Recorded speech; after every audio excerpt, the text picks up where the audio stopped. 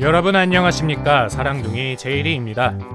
지금까지 두 편의 영상을 통해 핵융합에 대해서 알아보았습니다.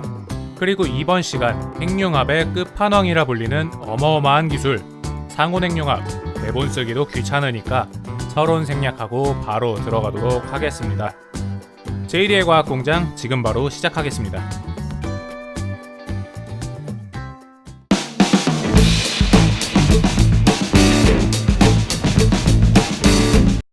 상온 핵융합은 사실 이름이 조금 잘못 지어진 기술입니다. 좀 더 정확하게 말하자면 저온 핵융합이 맞다고 볼 수 있죠. 이 기술에 대해서 간단하게 말하자면 원래의 핵융합보다 더 낮은 온도에서 일어나는 핵융합 정도로 설명을 할 수 있습니다. 근데 다른 과정은 설명하기도 귀찮고 사실 앞에서 설명했던 핵융합과 똑같은 얘기니까 일반적으로 우리가 말하는 상온, 그러니까 섭씨 20도 내외에서 일어나는 핵융합에 대해서만 알아보도록 하겠습니다. 이 상온 핵융합은 상온에서 일어난다는 것 자체로 정말 어마어마한 장점을 하나 가진 게 되어버립니다. 일단 토카막도 필요가 없고 가열에 사용될 레이저도 필요가 없으니 크기를 엄청나게 줄일 수 있겠죠. 쉽게 말해서 일반 핵융합이 애니악이라면 상온 핵융합은 게이밍 노트북 정도 위치가 되는 거죠. 그렇다면 이 상온 핵융합은 어디서 나왔고 어떻게 작동하는 걸까요? 상온 핵융합에 대해 첫 번째로 발표를 했던 사람들은 미국 유타 대학교의 화학과 교수였던 마틴 플라이슈만 박사와 스탠리 폰즈 박사입니다. 이 사람들이 진행했던 실험에 대해 알아보기 전에 팔라듐, 이 금속의 성질에 대해 조금 알아보아야 합니다. 팔라듐은 흔한 백금족 금속으로서 섭씨 20도 정도의 온도에서 자기 부피의 900배가 넘는 수소를 흡수할 수 있는 성질이 있습니다. 그리고 팔라듐에 흡수된 수소들은 일정 농도 이상으로 농축될 시에 분자 간의 거리가 아주 가까워진다는 특징이 있습니다. 플라이슈만 박사와 폰즈 박사는 팔라듐의 이러한 성질에 주목을 했습니다.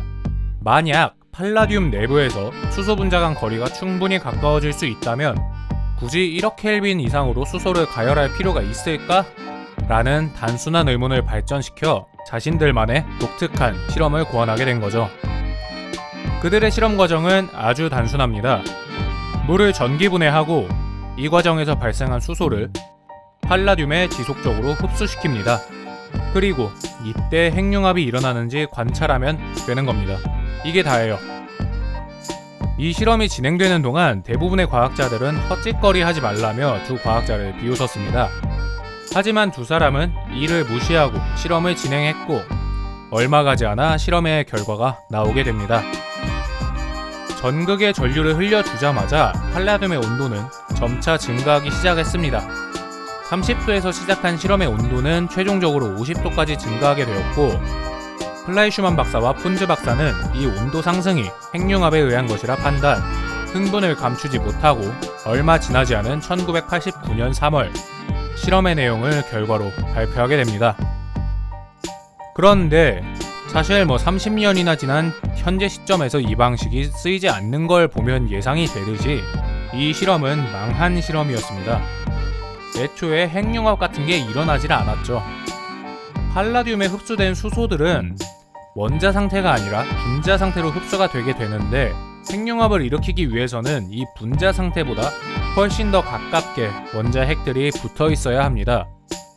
플라이슈만 박사와 폰즈 박사는 그래도 온도가 올랐다고 주장을 했지만 이 온도가 오른 것도 사실 여러 가지 변수가 너무 많았습니다.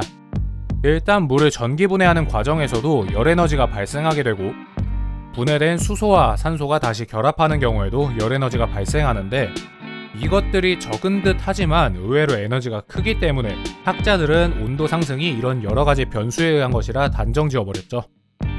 이렇게 그들의 실험은 플라이슈만 폰즈 실험이라 불리면서 학자들 사이에서 놀림거리가 되었지만 후대에 정말 놀라운 일들이 벌어지기 시작합니다. 수많은 사람들이 그들의 실험이 옳았다 주장을 하며 자신이 그 실험을 완성해냈다고 주장하고 나선 거죠. 자, 이쯤에서 화제 전환. 사실 핵융합 영상은 저번 영상에서 끝을 냈어도 됩니다. 근데 굳이 이 상온행융합 같은 말도 안 되는 걸 들먹이면서 영상을 하나 더 만든 이유가 있어요. 바로 상온행융합을 본인이 완성했다 주장하는 멍청이들, 유사과학자들에 대한 이야기를 하기 위해서입니다. 이 영상은 행융합 3부작의 마지막 편이 아니라 앞으로 계속해서 이어나갈 유사과학 시리즈의 예고편이다 이겁니다. 그럼 이게 행융합 얘기인 줄 알았지만 아니었던 걸 깨달은 여러분께 영상 시청해주셔서 감사하다는 인사 올리면서 영상 마치도록 하겠습니다. 그럼 지금까지 저는 제이리, 여기는 제이리의 과학공장이었습니다. 감사합니다.